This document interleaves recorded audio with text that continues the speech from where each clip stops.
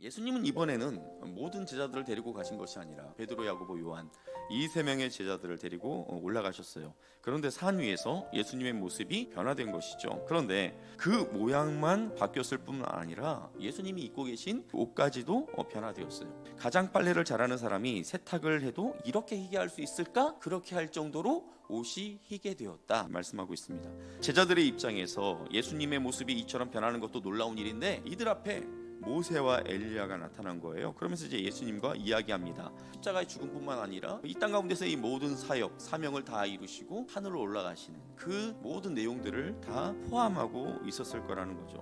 자, 그렇다면 이 변화산에 나타난 인물이 왜 하필 모세와 엘리야일까요? 모세, 이스라엘 백성들을 애굽에서 탈출시킨 인물이 모세예요. 마찬가지로 예수님께서 죄악 가운데 있는 우리를 탈출시키신 분이 예수님이시죠. 그러니까 모세와 예수님은 이런 사역적인 측면에서 서로 통하는 면이 있다라는 것이죠. 그리고 이스라엘 백성들을 이끌고 나아갈 때 그가 지팡이를 내밀자 홍해가 쫙 하고 갈라졌죠. 그가 바위를 치자 바위에서 물이 터져 나왔죠. 그가 손을 들고 기도하면 이스라엘 백성들이 승리하는 일들을 경험했죠.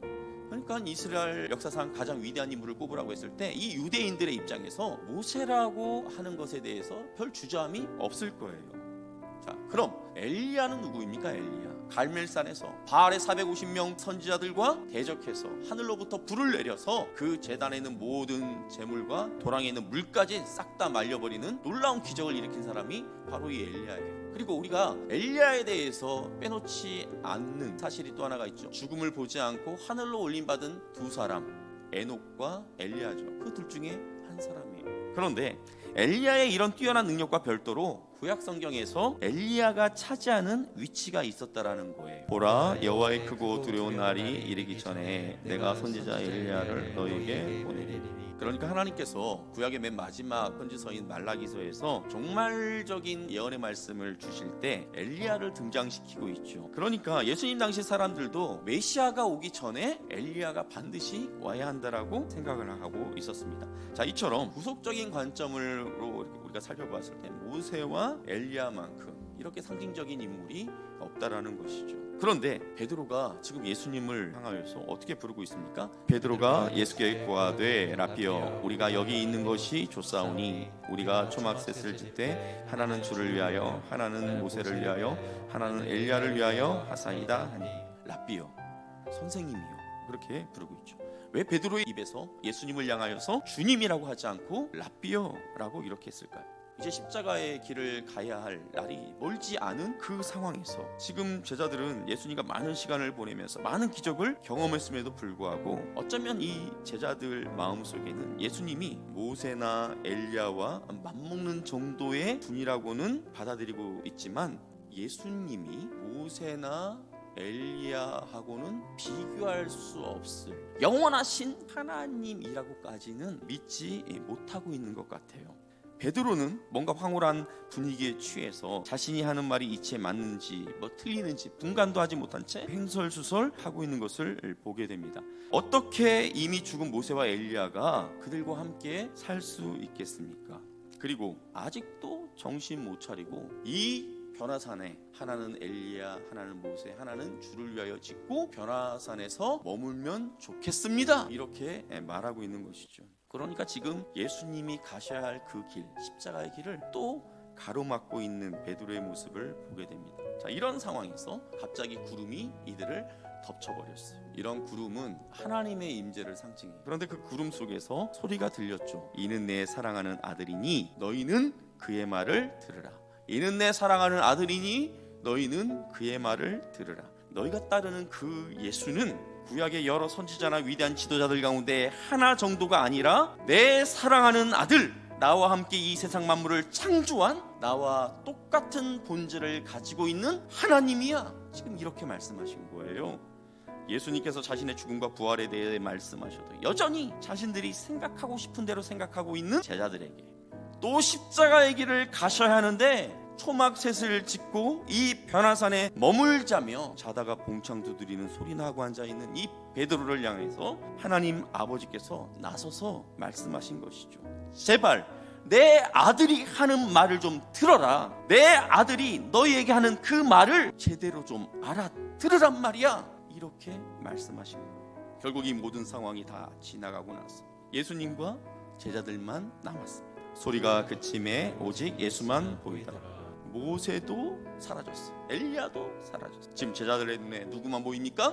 오직 예수만 보이더라. 지금 제자들이 예수님에 대해서, 또 예수님께서 누차 말씀하시는 이 십자가 죽음과 부활에 대해서 왜 이렇게 이 제자들이 제대로 깨닫지 못하는 걸까? 제가 이것을 고민하다가 그렇구나, 이 제자들이 입술로는 예수님을 주로 고백했는데 사실 실제적으로 마음속으로는 예수님을 하나님으로 온전히 인정하지 않았다라는 거예요.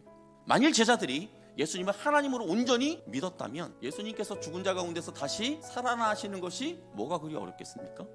예수님께서 물고기 2마리로 수천 명을 먹이시는 것이 뭐가 그리 대수겠습니까? 예수님께서 우리의 모든 죄악 가운데서 우리를 구원해 내시는 일이 불가능한 일이겠습니까? 예수님이 하나님이라는 것을 믿는다면 이 모든 것들이 다 가능한 일이죠.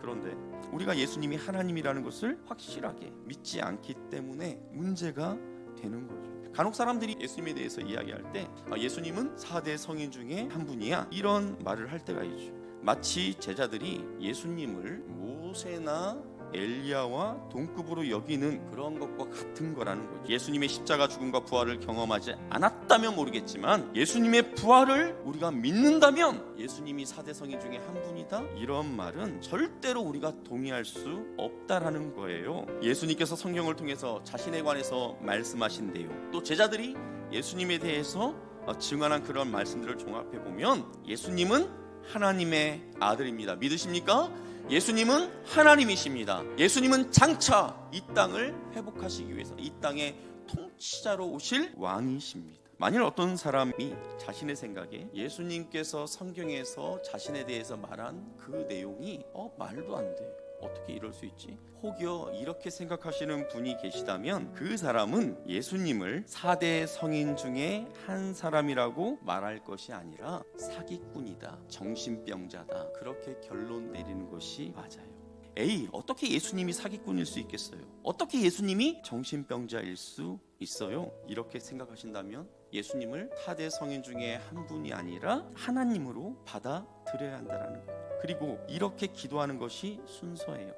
예수님, 어떻게 내가 당신을 향해 사기꾼이라고 할 수 있겠습니까? 내가 어떻게 당신을 거짓말장이라고 그렇게 말할 수 있겠습니까?